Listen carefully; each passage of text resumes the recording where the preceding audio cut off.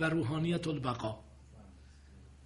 So Mullah Sadra brings together all these problems, and he refers to this principle in his philosophy, which is Jismaniyat al-Huduth, or the temporal creation of body, and Ruhaniyat al-Baqa, and its being spiritual subsistence. ممکنه شما بگید که اصالت وجود و حرکت جوهری علتن برای رسیدن به این دیدگاه. You might argue that perhaps the theory of asalat al-wujud, or principality of existence, and harakat al-jawhariya, or substantial motion, is the way to solve this problem. اما من کاملا برعکس می‌نگرم و معتقدم که این شیوه ملا صدرا به اصالت وجود و حرکت جوهری رسیده. But he wants to look at it from opposite viewpoint, and he is arguing that it's not from asalat al-wujud, or principality of existence, to substantial motion. Rather, it's the opposite. That is from substantial motion to the principality of existence. میخوام اهمیت تلفیق منسجم دیدگاه ها رو در دنیای صنعتی امروز براتون بیان کنم.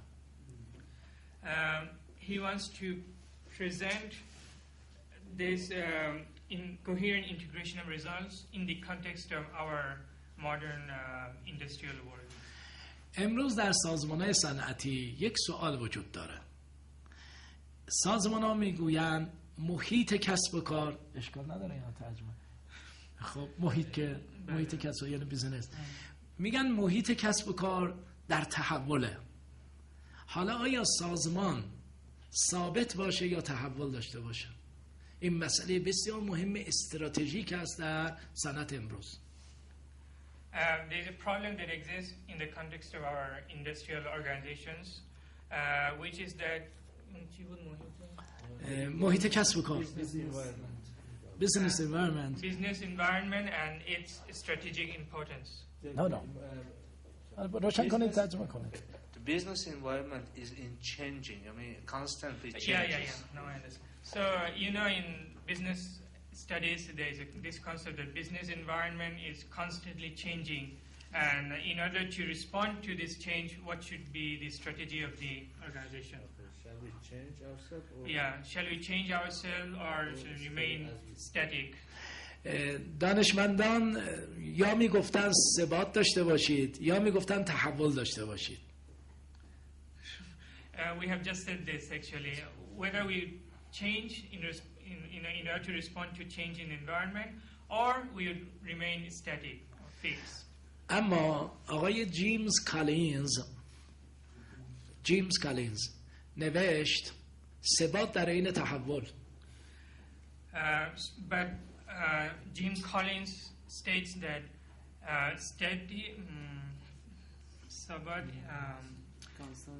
constancy, being constant in the state of change. Being constant in change. Being constant in the state of change. جیمز کالینز میگه که سوال یا ثبات یا تحول منطقاً غلطه. So I hope you're understanding what's going on. He's trying to refer back to the problem of unity and diversity. So there are some people who said that either or. But by analogy, we are referring to this problem. We are not saying either static or being constant. We are saying being constant in the state of change. یک مثال دیگر. When I ask about a business organization that what's the important goal, benefits or social responsibility, that problem has a logical fallacy.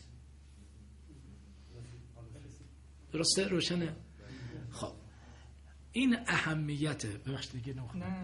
اهمیت در واقع نگاه تلفیق منسجم رو به ما میگه و ملا صدرا اینو فهمیده بود.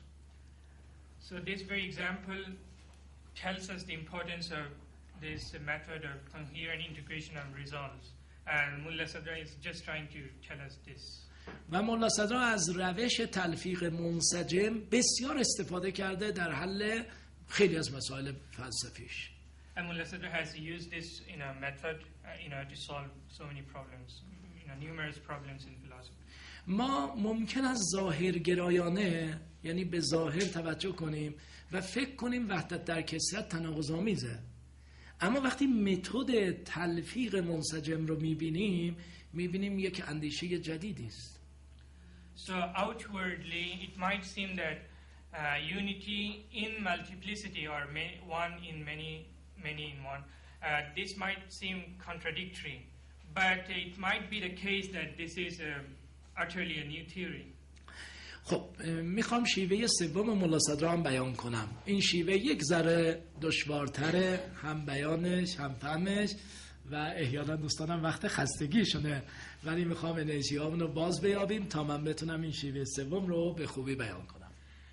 So the third method is a little bit complicated, difficult, and he wants to explain this, but he was wondering whether you are tired or exhausted and he wants to refresh yourself or not. در شیوه سوم ملا صدرا به رشته ها و منابع مختلف روی میاره، اما به نتایج و رهاوردهای اونا کاری نداره. تا اینجا بتونم بگم.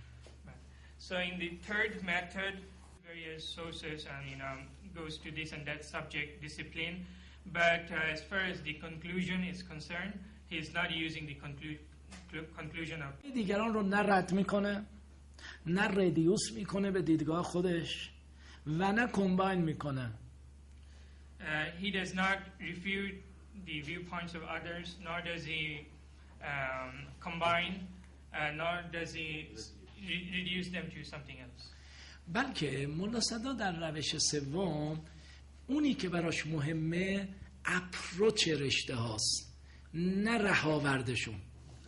What is important in the third method is that for Mullah Sadra the approach of these various disciplines are important, not the findings or conclusions. یعنی برای ملا صدرا مهمتر از این که محی الدین چی میگوید مشترک شدن در تجربه محی الدینه. این برگشتن بفرمایید شما. برای ملا صدرا به عنوان مثال مهمتر از این که ابن عربی چی میگه این است که در طرز نگاه ابن عربی و در تجربه ابن عربی شریک بشه. What is important for Mullah Sadra is more than what Ibn Arabi says, how the experience of Ibn Arabi actually correspond to what he is saying. یعنی در واقع ملا صدرا تلاش میکنه در تجربه هستی شناختی محی الدین شریک بشه و گویی با چشمان او ببینه. So what he is trying to do, that is Mullah Sadra, is to use the existential vision of Ibn Arabi and attempting to look at the reality through the lens of Ibn Arabi. در واقع برای ملا صدرا این مهم است که چرا غزالی چنین میگوید، چرا رازی چنین میگوید. یعنی اپروچ های متکلم، اپروچ فیلسوف، اپروچ عرفا، اپروچ مفسران، اینا اهمیت پیدا میکنه. So what's important for Mullah Sadra is the approach of the theologians, philosophers, or exegetes, people who interpret Quran. So he's trying to understand why are there different approaches. اما اون نمیخواد که دقیقاً تجربه محی الدین رو داشته باشه. He doesn't want to have the exact experience of Muhyiddin Ibn Arabi. چون برای ملا صدرا تجربه محی الدین همونقدر مهم است که تجربه غزالی، که تجربه ابن سینا، که تجربه شیخ اشراق. So what's important for Mullah Sadra is the experience of Ibn Arabi is as important as the experience of Avicenna, Surawardi, or any other great theologian. I think that we must mention a very important question, and this question is that Mullah Sadra, in his writings, showed us that he has one, how can I say, a real and the perfect teacher. And this perfect teacher, who was his perfect teacher? Imam Ali alayhi salam. We know that when he was in Kahak, he was alone and he was practicing and he was having his like tazkiyah and this kind of exercise. But he mentions that he was alone with his supreme guide, and he was Imam Ali. We know this Imam Ali is the same method. For this reason, we can take into consideration that, after all these sayings of Mullah Sadra are based on this spiritual guidance. And in Islamic esotericism and Gnosticism is the first condition to understand. من خیلی خوشحالم. توضیحات شما نشان میده که در بیانم خیلی موفق شدم. He's very happy because what our friend just said shows that it's in harmony what he's saying. یعنی شما دارید یه ذره جلوتر از من میرید و میپرسید که خب این روش ایشون از کی گرفته. من خواهم گفت یه ذره صبر کنیم، خواهم گفت که اساساً قصه چیه. منتها خواهش میکنم یه ذره سر وقتش بره به بحثا برسم. So what he's saying, Professor, was actually he was going to say anyway in future, but he wants to, since we have the constraint of time, he wants to. من مجبورم به تبع شما یه ذره از بحث دور بشم، اما چاره‌ای ندارم. این روش ملا صدرا که هنوز کامل نگفتم چیه، ناشی از یک جنبه شخصیتی، روانشناختی و تربیتی اوست. اونم تحمل دیگرانه، سعی صدره. So what is important to note in this particular method, which seems very complicated, is that there is a psychological dimension that exists with regard to his Mullah Sadra's upbringing, tarbiyat, the way he was brought up, and that is that he's not narrow-minded. He is very open-hearted. He likes to listen to each and everyone and appreciate. خب برمیگردم به قصه روش ملا صدرا. روش ملا صدرا روش سوم رو داشتیم میگفتیم، شیوه سوم ملا صدرا اینه. ملا صدرا به رشته‌های مختلف نظر میکنه، کاری به دیدگاه ها نداره، بلکه توجه میکنه به اپروچ ها. تا اینجا رو ریویو کنیم. So in the third method, what he's trying to do is to look at various approaches of his predecessors like theologians, philosophers, not the conclusions. خب ملا صدرا با رویاورده ها چه کار داره؟ رویاورده رو امیدوارم که من گفته باشم چیست در واقع اون اپروچ ها. ملا صدرا با اینا چه کار میکنه؟ ملا صدرا مانند یک مربی کشتی میشه که کشتیگیرا رو به جون هم میاندازه. So Mullah Sadra's approach can be considered as a coach. به عنوان مربی کوچ. Rectangular sheep کشتیز. کشتی. Or wrestling. So his method can be analogically compared to rectangular fighting between wrestling. He challenges all the approaches together. ببخشید اینو شما ترجمه کنید. آخه من هم انگلیسی نمیتونم خوب حرف بزنم، هم فارسی. من با لهجه ترکی حرف میزنم، بنده خدا نمیدونم من چی میگم. نه مشکل. خب بگید اینا ما برای چی خندیدیم دیگه. نه همین جمله منو بگید بعد کشتی. He's saying that I'm talking in Persian, of course, with a kind of accent in Persian, So we cannot maybe understand what I'm talking about because he's not Persian, he's not Iranian. So it seems that's very difficult for him. So Sadler is like a coach that makes the team or those who are learning in his school to fight with each other, to wrestling with each other. یعنی مولا صدرا در یک پرابلم، یعنی یک مسئله، دیدگاه های مختلف رو مطرح میکنه. دیدگاه ابن سینا، فخر رازی، شیخ اشراق، غزالی، محی الدین، دوره شیراز، همین رو طرح میکنه با یه هدف. So what he's trying to do is to manage challenges that exist, between various perspectives, the results that belong to those perspectives, with the sole aim to, reach his own destination, to solve his own, give his own solution to problems. ببینید وقتی من متکلم هستم به معنای علم کلام توی پله ایستادم و نگاه میکنم، اما وقتی مربی کشتی هستم، کشتی بین متکلم و فیلسوف و عارف، من توی پله بالاتر باید ایستم. So this analogy is like this. When a theologian explains his own theories, he can do it by himself. But when he is trying to oppose a philosopher, he's in a sort of wrestling with the philosopher.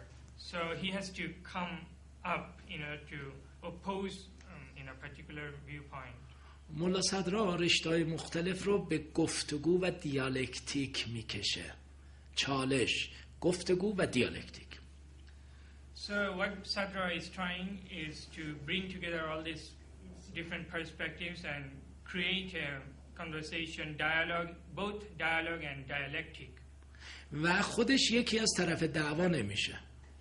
And he's not involved in the discussion, in the conversation. فقط با سعه صدر تمام دعوا رو هدایت و مدیریت میکنه. He's trying to act more like a manager, bringing all these opposing viewpoints and not participating in trying to tolerate different viewpoints. نتیجه این مدیریت رسیدن است به یک فرادیدگاه.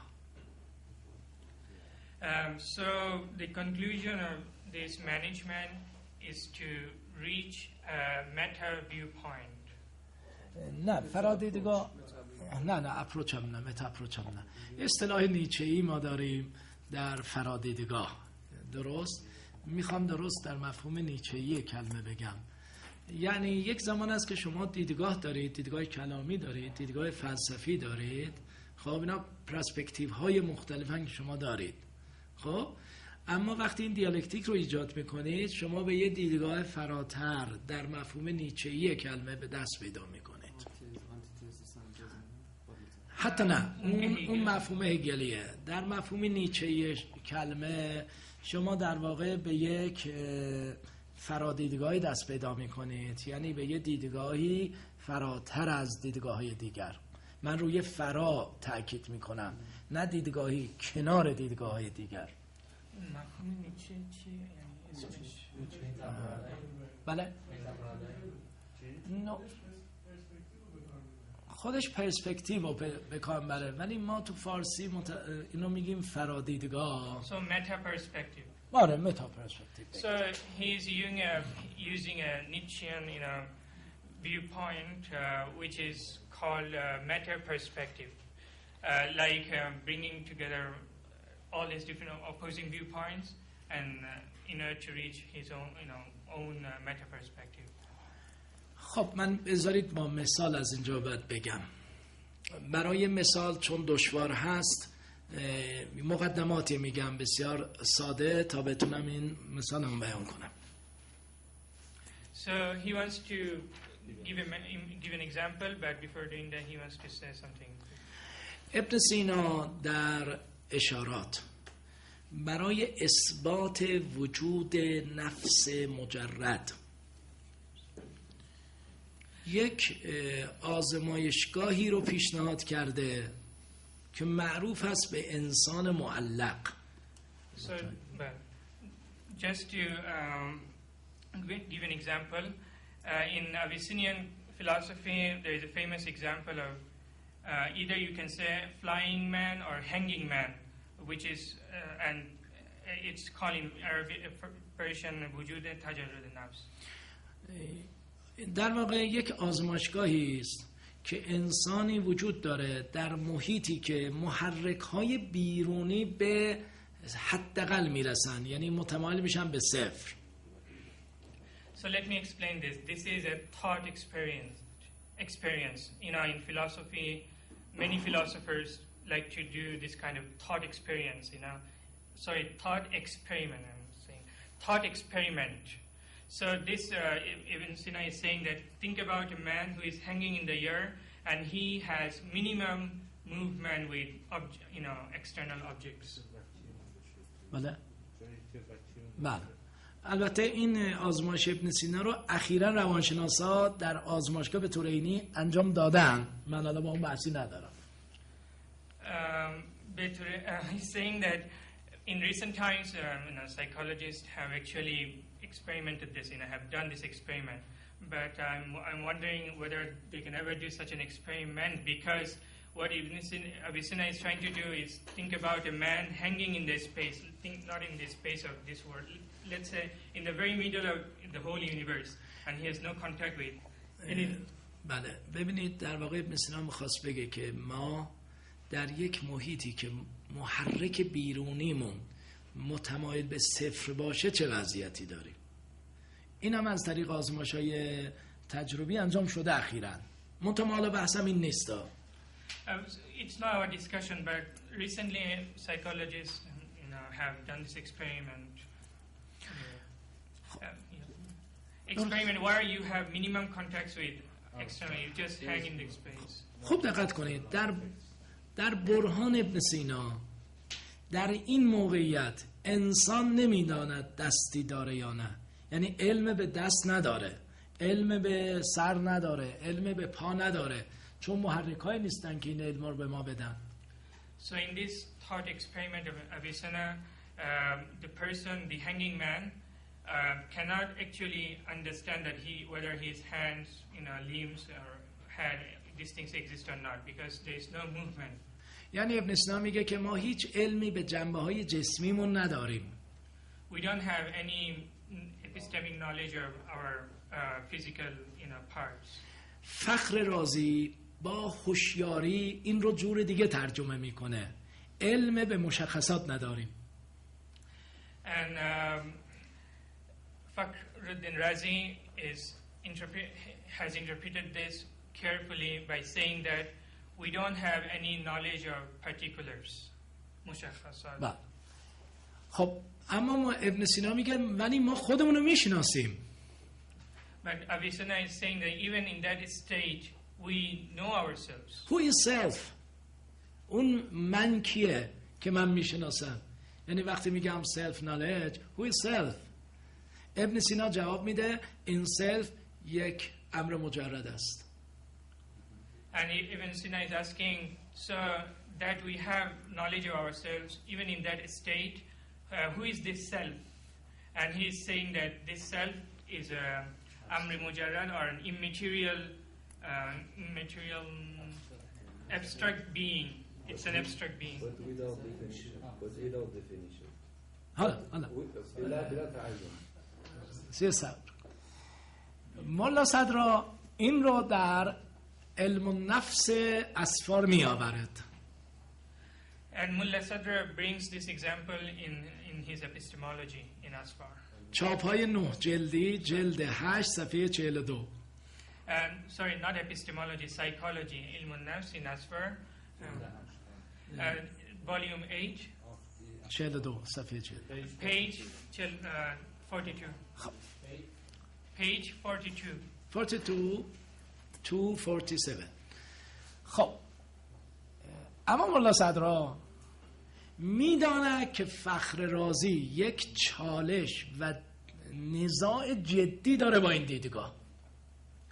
But Mullah Sadr knows that Razi has strong disagreement with this view.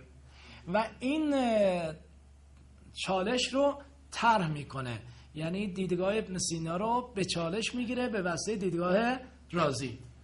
So what Mullah Sadr is trying to do is exactly what we said, managing the challenges between various results. He is presenting the viewpoint of Ibn Sina, at the same time he is presenting the opposing view of Razi to this theory. نه برای اینکه یکی از دیدگاه ها رو انتخاب کنه. Not for the purpose that he wants to choose particular viewpoint. بلکه هدف دیگری داره که میخوام بیان کنم. But he has a different opinion. He has a different purpose to serve. رازی چالشش چیه؟ رازی اینو میگه وقتی شما میگید I know myself، وقتی من خودم رو میشناسم، who is self؟ بعد میگه این self دو چیز بیشتر نیست، یا این self من نوعیه، برای ترجمه ها من نوعی یعنی حیوان و ناطق، یا من شخصی است، عوارض شخصیه. بگید تا اینجا. So Razi is dealing with this problem and he says that he is trying to answer who is this self. First, the proposition exists which says that I know myself, and Razi is saying who is this self, and he is answering this is either haywanun natiq, the generic sense of being animal, or our particular individual accidents. نه individual جالو به کار نبرید، اینجا یه ذره تکنیکاله. ببخشید. در زبان فارسی و عربی یه پتانسیل خوبی هست، ما تو ترجمه ممکنه مشکل داشته باشیم. رازی میگه من خودم رو میشناسم، من این من نوعیه، یعنی من همون حیوان ناطقه، یا من شخصی است، پرسونالیتی. این دولتی نه، اونو بذار کنار. اون جنبه های شخصیتی من، رنگم، نمیدونم اندازم، کدومشه؟ خب بگید تا اینجا. Yeah, so Razi is asking this self whether it is haywananati or rational animal, or the accidents or various accidents of this rational animal, this being, like color, size, all this. رازی میگه این یه دایلماست، این یک دیلما یا دایلما، هر دو تلفظ دیگه. این یک دایلماست که خیلی هم مهمه. میگه اگر حیوان ناطق باشه ما چون این چیزی اون لحظه نمیشناسیم، من حقیقت حیوانیت و حیات و نطق و اینا رو نمیشناسم. So Razi is in a dilemma and he is saying that if we accept this condition as that of a haywan, that of a rational animal, then we don't actually know in that state that we are rational animal. اما اگه منظورتون جنبه های پرسونالیتی باشه، این هم که خودتون گفتید من دست و پامو نمیدانم. And if it's not a rational animal, then if it is all these accidents of personality, then we cannot actually know them because we said that we don't know our various parts of our body, etc. بذارید من یک گزارش روانشناختی از ملا صدرا بگم. So he's now going to say proposition with psychological یعنی psychological interpretation کنم. So he's trying to give a psychological interpretation from the perspective of Mullah Sadr to this problem. ملا صدرا ابن سینا رو در روی فخرازی قرار داده، هر دو رو مهم میدونه، قابل حذف نمیدونه. So Mullah Sadr placed both Avicenna and Razi face to face, and he thinks both of their views are important. این دیالکتیک باید به یه جایی برسه. So this dialectic between Razi and Avicenna should reach a point. نه از طریق حذف ابن سینا، نه از طریق حذف رازی. Not removing or putting aside the theories of Ibn Sina or Razi. خوب به اینجا دقت کنید. ما در یک پارادایمی گیر افتاده ایم. اون پارادایم میگوید انسان یا حیوان ناطقه یا پرسونالیتیه. So we are in a new paradigm which says that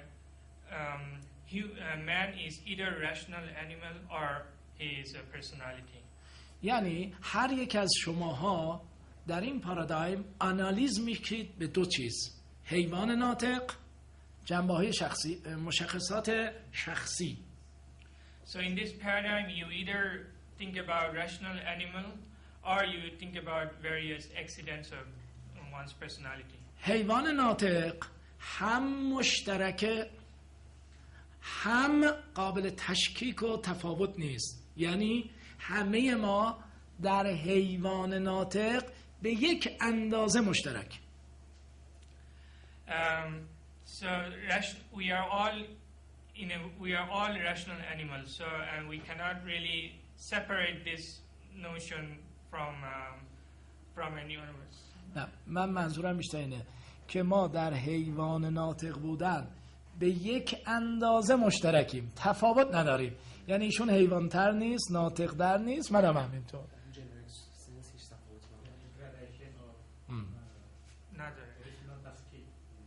So in one sense, we are all rational animal, and there is no more or less. There is no more rational or less. یعنی تشکیک در ماهیت نداریم. So the main point is there is no gradation or in essence, in quiddity. خب پس هر کدوم از ماها یا حیوان ناطقیم و یا مشخصات کاملا شخصی که من غیر از ایشونم. So either we are rational animal or we are, the combination of all these accidents. If that is the case, that is combination of all these accidents, then we are separate, different from one another because I'm not this person is not me, like that. در این پارادایم انتقاد فخرازی هیچ جواب نداره، چون من وقتی خودم رو میشناسم یا حیوان ناطق رو میشناسم یا شخص خودم رو و هیچ کدومو نه. So in this argument of Razi, we either know ourselves to be rational animal or a collection of all these accidents. ملا صدرا از دیالکتیک بین این دوتا به یه اپروچ بالاتر میرسه، میتونه اسمشو بذارید به متا اپروچ، و از اون اپروچ بالا یک عنصر پارادایمی رو نشانه میره. So Mullah Sadra takes into account both of these approaches and tries to reach reach a new approach which can be called a meta approach in order to, what is the last sentence? To point to یعنی paradigmatic elements. In order to show new elements in his paradigm. ملا صدرا میبینه که میشود انسان رو به 3 عنصر تجزیه کرد، نه به 2 عنصر. We can analyze man in 3 different, from 3 different perspectives, elements. 1 حیوان ناطق، 2 عوارض شخصیه، 3 بودن من، او وجود اصیل من. از طرفی من ایندیویدوال، از طرفی فقط عوارض نیست که مهم نباشه، بودن من. اینجا رو بریم یه ذره سخت. So there are 3 elements in Mullah Sadra's approach.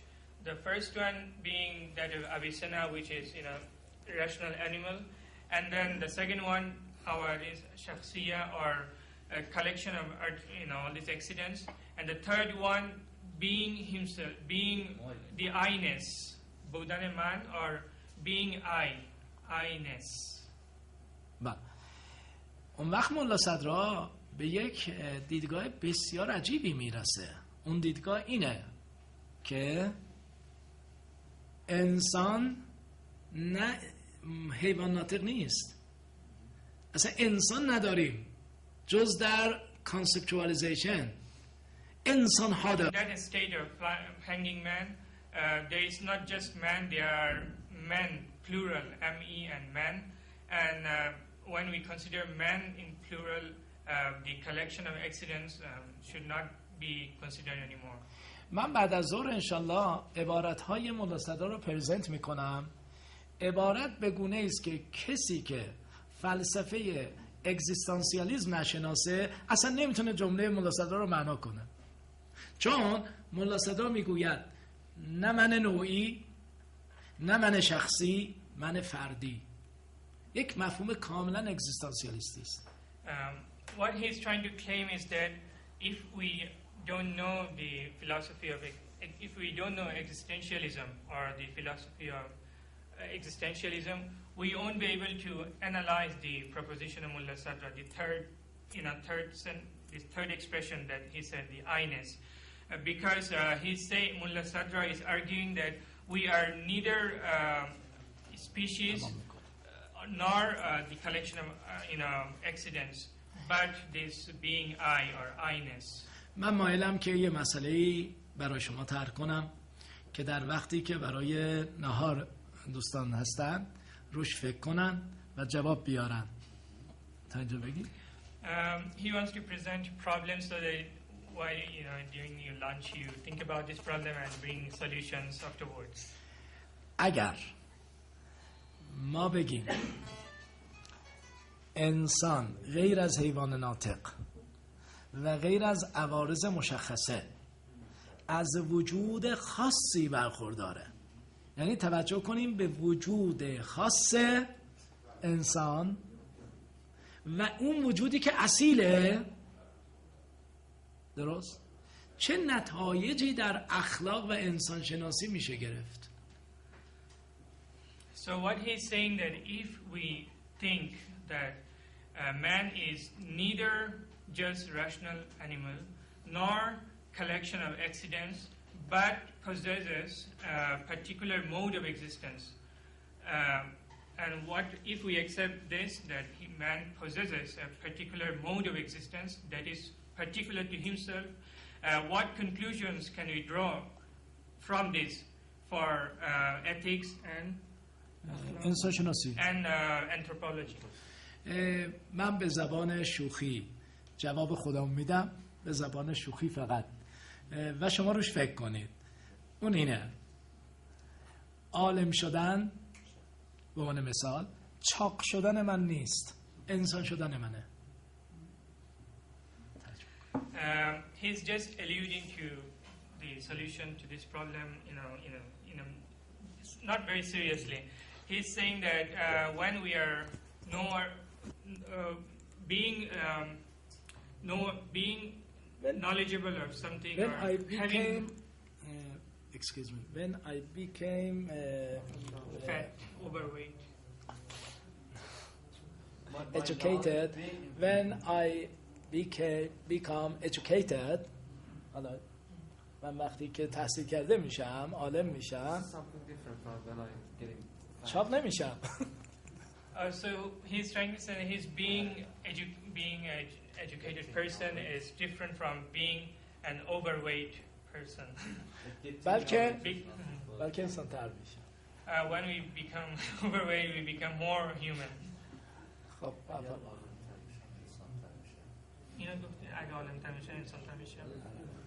So if we are more educated, we are more human, not more fat. خب موفق باشید. Thank you. خیلی متشکرم.